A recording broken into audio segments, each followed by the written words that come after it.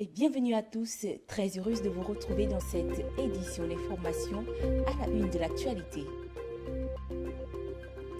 Paulette Missambo, candidate à la présidentielle 2023, c'est ce qui ressort du congrès extraordinaire tenu ce samedi 20 mai dans la province du Wellington. Les détails dans quelques instants.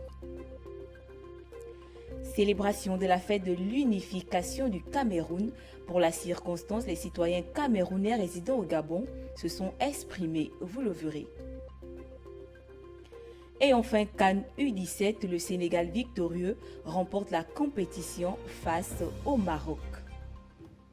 C'est acté, Paulette Missambo a été choisie par acclamation par tous les congressistes. Une décision saluée par le parti de l'opposition. Opportunité pour la candidate de décliner sa vision pour un Gabon uni et prospère. Les détails avec Curtis Zéobam.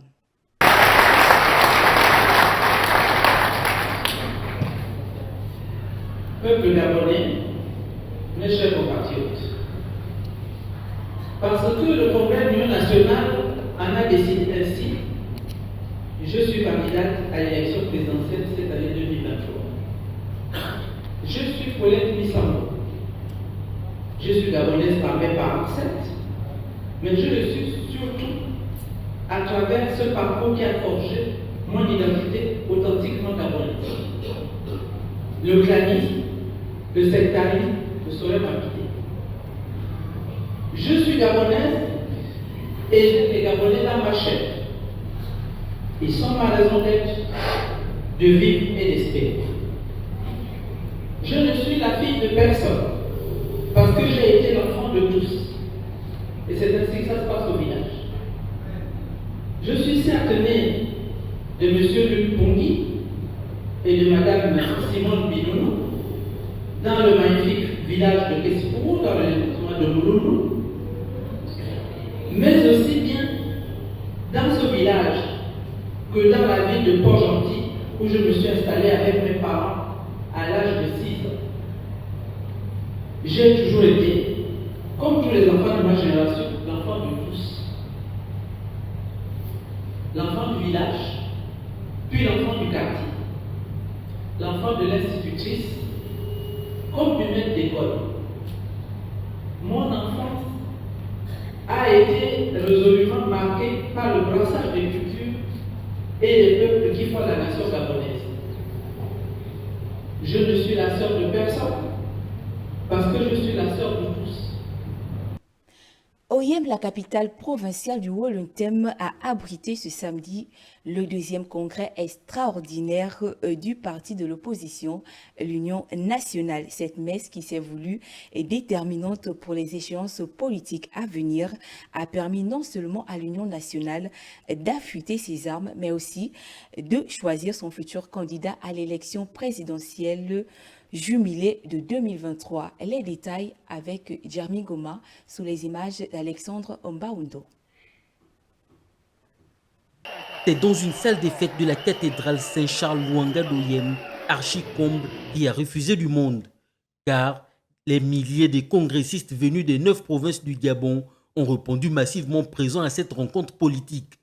C'était l'occasion pour le secrétaire exécutif de l'Union nationale de fixer le cap de ses assises à l'ouverture des travaux. Notre parti va désigner aujourd'hui, comme le prescrivent nos statuts et comme je vous l'ai indiqué dans notre orientation, son candidat à l'élection présidentielle de 2023. Un appel à candidature a été lancé il y a un peu plus d'un mois pour respecter les exigences de notre texte interne. En tant que hôte du deuxième congrès extraordinaire de l'Union nationale, il était tout à fait indiqué pour le coordinateur provincial de souhaiter la bienvenue aux différentes délégations. Le choix d'Oyem et donc du Wellington tout entier était l'encouragement à l'endroit de tous les responsables locaux pour amener le parti à des niveaux encore plus hauts. Au regard de la forte mobilisation et de la solidarité qui ont prévalu lors du deuxième congrès extraordinaire de l'Union nationale, tout porte à croire que Paulette Missambo et ses amis de l'opposition ne comptent pas jouer les seconds rôles lors des échéances politiques à venir. La procédure d'enrôlement à la salle de conférence de l'hôtel de ville d'Oyem est bel et bien effective, suite à l'opération de vérification des listes électorales. Plus de détails avec Ornella Bazanchia. C'est à notre passage au principal centre de supervision des opérations d'enrôlement que le contact enthousiaste des populations prenne les jeunes aptes à voter. Ici, à la salle de conférence de l'hôtel de ville d'Oyem, nous pouvons constater l'effectivité de l'enrôlement et qui se fait de manière progressive. Donc nous avons commencé effectivement l'année dernière. Et aujourd'hui, nous sommes à 9 jours des opérations. Nous voyons bien que l'enrôlement se précise parce qu'au début, nous avons commencé avec des effectifs de 20, 30, 40. Aujourd'hui, nous montons jusqu'à 50, voire même 100 par jour. Il en est de même dans les communes, préfectures et sous-préfectures de la province du Wollo-Ntem, choisies pour superviser les lieux de vote des citoyens en âge de voter sans anicroche, mais plutôt dans une atmosphère citoyenne et républicaine. Vous voyez, depuis qu'on a commencé, il y a, j'ai envie de dire, 80% de la jeunesse. Ce qui veut dire que les jeunes ont bien compris le message. Et je profite également de cette occasion pour lancer un appel à toute la population, à toutes les couches et à toute la province de s'inscrire en ce moment car c'est une opération qui concerne tout le monde. Réjoui de l'engouement remarquable lors de notre passage au centre d'enrôlement de l'hôtel de ville d'Oyem, en présence du premier maire adjoint de la ville d'Oyem, Alain Christian Pandou, assurant l'intérim du maire central empêché. Le président Ali Bongo Ondimba très prochainement dans la province du Wollo-Ntem. L'arrivée du chef de l'État dans cette province fait l'objet de cette réunion préparatoire qui s'est tenue à l'hôtel de ville d'Oyem. Les détails avec Ruth Matsanga.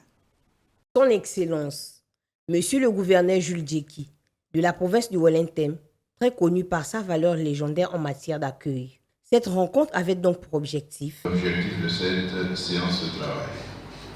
D'abord, vous donner l'information de l'arrivée prochaine du chef d'État, vous sensibiliser sur l'importance de cette démarche, puisque c'est le garant de toutes les institutions. Nous devons l'accueillir comme le Wollo-Ntem sait accueillir nos visiteurs. Et également aussi, si vous avez quelques préoccupations, nous allons échanger pour les prendre en compte. Les chefs de quartier ont affirmé être disponibles à accueillir le président, tout en mettant sur la table des discussions plusieurs préoccupations majeures. Les quartiers régionaux contrôleurs sont payés mensuellement, régulièrement et avec de bons revenus. À Libreville, c'est un peu plus, mais chez nous ici, je voudrais que vous nous autorisiez à rencontrer le chef de l'État quand il sera là, juste pour nous présenter nos doléances. Parce que quand nous passons à travers vous, ça peut être autre chose. Il faut que nous le rencontrions. Être chef de quartier de nos quartiers à cause de l'état de route que vous trouverez chez nous. Quand vous recevez quelqu'un chez vous, il vous respecte par la route quand il atteint chez vous. Il vous respecte par la maison que vous habitez quand il atteint chez vous. Mais vraiment, c'est dégueulasse.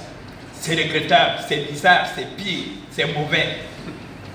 Pour accueillir le numéro 1 gabonais dans une ambiance de convivialité, les chefs de quartier ont proposé de procéder par une sensibilisation des populations dans leurs différents quartiers, villages et maisons, afin que la mobilisation soit immense. La dégradation des voiries urbaines du Grand Libreville fait parler d'elle-même. C'est le cas du tronçon Carrefour-Signy, école Batavea, dans le 3e arrondissement de Libreville. Une dégradation très déplorable pour les populations. Le constat avec Ruth Matanga. Si certaines voies de la commune de Libreville sont en cours de rénovation, d'autres demeurent dans les oubliettes.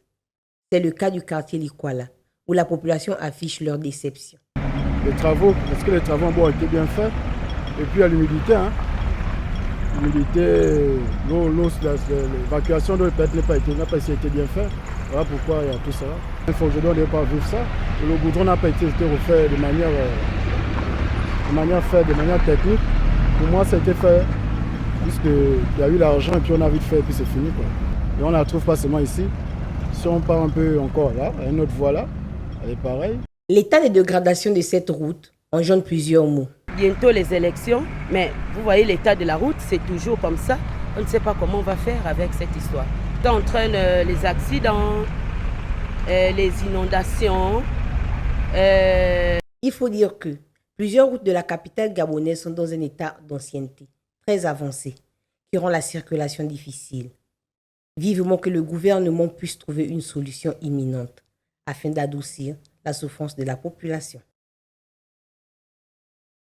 Comment bien vendre sa musique à l'ère du streaming? C'est l'objet de la rencontre de ce jour entre le responsable de Zik et les acteurs culturels gabonais. Une initiative de l'association des managers et agents d'artistes du Gabon. Les détails avec Jean-Jacques Dougassa Yembi. Vivre de son art, c'est le but recherché par tout artiste, que l'on soit musicien, écrivain ou peintre. Pour y arriver, il existe aujourd'hui plusieurs moyens, notamment le streaming. Le streaming, c'est le fait de lire une vidéo ou d'écouter une chanson en ligne sans la télécharger. Les artistes peuvent désormais accéder à cette plateforme pour être plus en vue et jouir de leurs œuvres. Les artistes doivent comprendre qu'aujourd'hui, le streaming gagne une grosse part de marché au niveau mondial et qu'il y a quelque chose à faire dedans, il y a de l'argent à se faire. Donc il faut se positionner, monter les stratégies, mettre en place les mécanismes pour pouvoir gagner cette part d'argent-là. Édifiés sur la question, les artistes comptent désormais rectifier le tir pour éviter les erreurs du passé et s'aligner sur l'heure du streaming. Il y a des choses que j'avais déjà compris dès le départ, que aujourd'hui c'est un modèle économique qui permet aux artistes de diversifier leurs revenus. Et aujourd'hui, j'ai eu plus ample éclaircissement au niveau des erreurs à ne pas commettre, les stratégies à mettre en place, la démarche à suivre, etc. Donc ça a été d'une grande utilité pour moi de prendre part à ça. Cette rencontre a été organisée par l'Association des managers et agents d'artistes du Gabon, soucieuse de professionnaliser ce secteur d'activité. Moins d'un an après l'annonce par l'Organisation des Nations Unies de la levée de la tutelle française, le Cameroun proclame son indépendance le 1er janvier 1960. Regardons. En décembre 1956, une nouvelle assemblée territoriale a été élue au Cameroun conformément à la loi cadre. Mais en dehors du principal parti indépendantiste, l'Union des populations du Cameroun UPC, qui est interdit depuis 1955. Le gouvernement local dirigé à partir de 1958 par Amadou Ahidjo prépare avec la France l'accès à l'indépendance tout en mettant une guerre contre les militants UPC réfugiés dans les maquis et désormais engagés dans la lutte armée. Le 12 mars 1959, le Premier ministre Ahidjo et la France obtiennent la levée de la tutelle de l'ONU sur le Cameroun sans condition préalable. C'est une défaite pour l'UPC qui n'a pas réussi à conditionner l'indépendance à des élections législatives ouvertes à tous les partis et placées sous le contrôle onusien.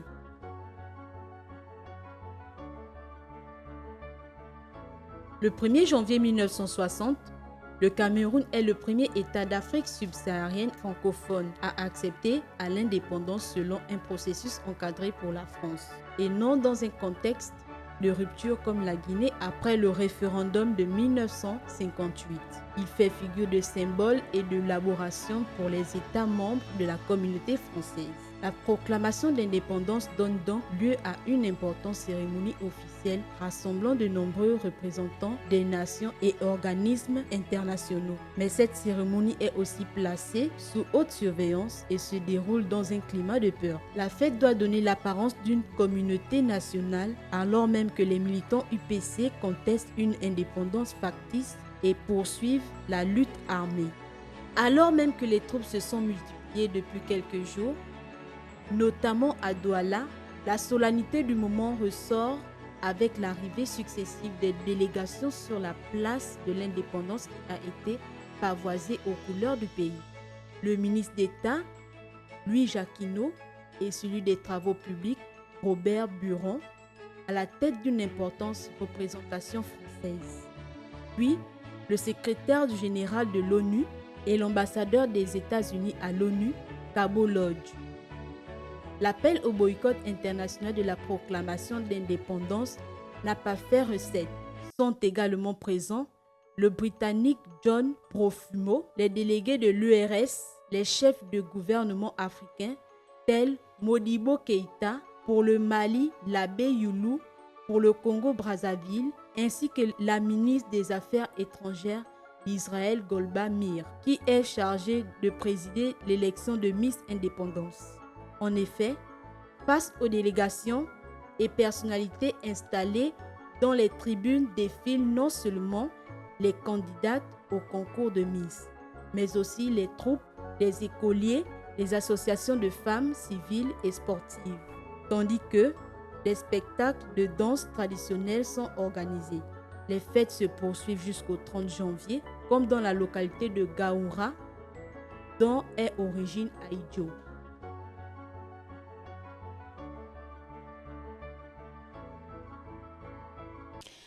À l'occasion de la célébration de la fête de l'unification du Cameroun, ce samedi 20 mai 2023, la communauté camerounaise vivant au Gabon s'est exprimée au micro de TV+, et les détails avec Lorraine Biyégué. Vraiment un grand souvenir, surtout quand j'étais encore sur les bancs de l'école. C'est une fête qui faisait bon vivre. Mais cependant, c'est la mélancolie qui m'angoisse actuellement parce que quand on est loin de son pays, c'est un peu difficile. La fierté d'être camerounais, mais il fallait... Enfin, le sentiment est toujours pour tous les jours. Le sentiment reste pour tous les jours. Parce que nous sommes aujourd'hui à combien d'années qu'on fait cette fête? Donc le sentiment c'est le même. Nous avons un sentiment de passer cette fête de l'unité nationale. Le problème qui nous dérange d'abord, nous de la diaspora, à l'époque de certains ambassadeurs au Gabon, on fêtait ces fêtes vraiment avec joie et gaieté.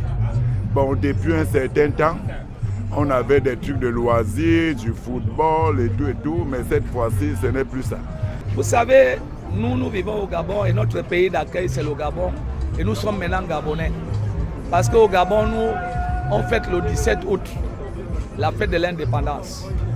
Mais contrairement au Cameroun, le Cameroun n'est pas indépendant le 20 mai 1972. Le Cameroun est indépendant le 1er janvier 1960, avec deux États fédérés, République fédérale orientale et République fédérale occidentale, avec deux capitales, Yaoundé comme capitale, Boya comme capitale.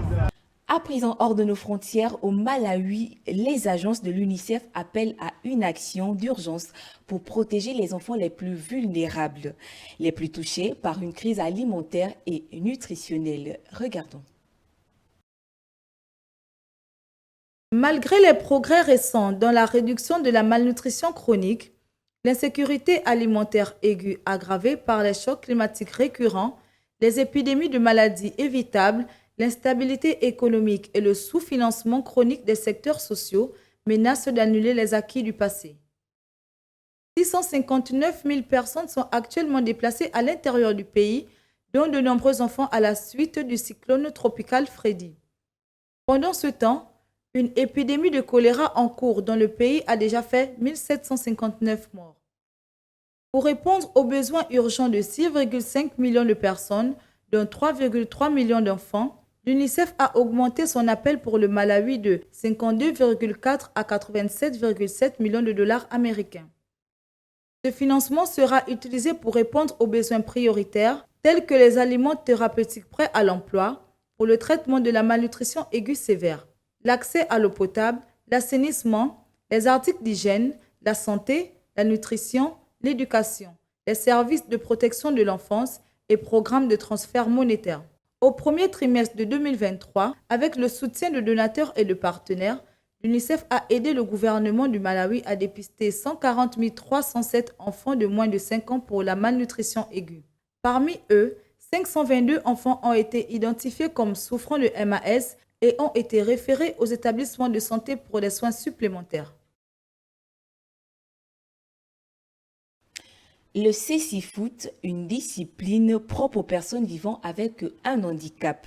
Allons à la découverte de Hilary qui nous explique de long en large comment il arrive à s'épanouir. Ça se passe au Soudan du Sud. Les détails avec Jeremy Goma.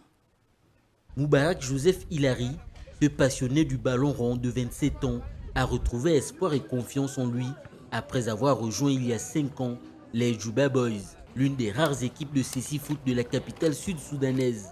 Pierre capitaine, il mènera son équipe dans la finale de la première saison du championnat national pour déficients visuels, prévue la semaine prochaine dans ce pays d'Afrique qui, après 5 années d'une sanglante guerre civile entre 2013 et 2018, reste miné par les violences, une pauvreté endémique.